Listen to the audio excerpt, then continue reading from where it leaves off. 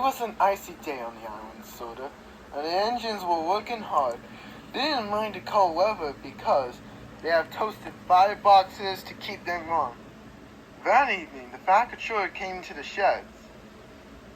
They said eagerly, and Sir Topham drove away. Teased Thomas. Percy whistled nervously. Sniffed James. Teased Thomas. Said James. James knew Jack Frost wasn't scared, but poor Percy wasn't sure. Percy shivered. Meanwhile, James puffed along in his route. He thought. Percy made his last delivery. The station master was very pleased to see him. "Oh, Percy!" he cried. "We need twice as much coal over at the last of this freeze,"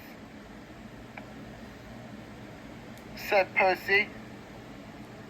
So Percy started plankton in the siding, and with the only lantern for his company, said Percy.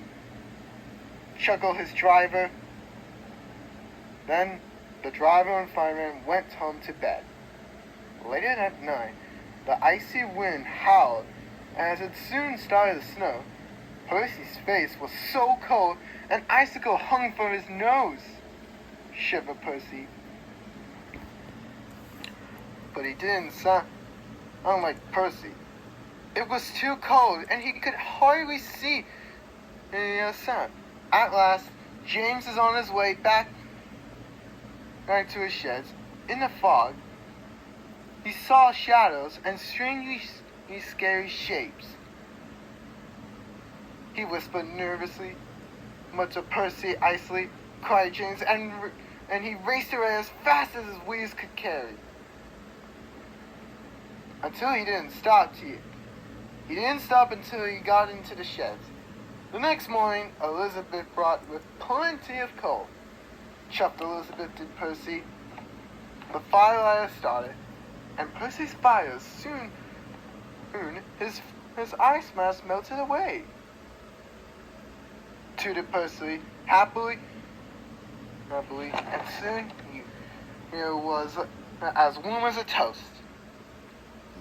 When Percy arrived at the sheds, James was bragging to the other engines.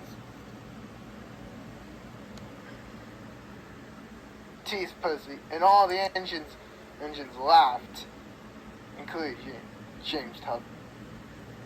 But Percy was the loudest whistle of all.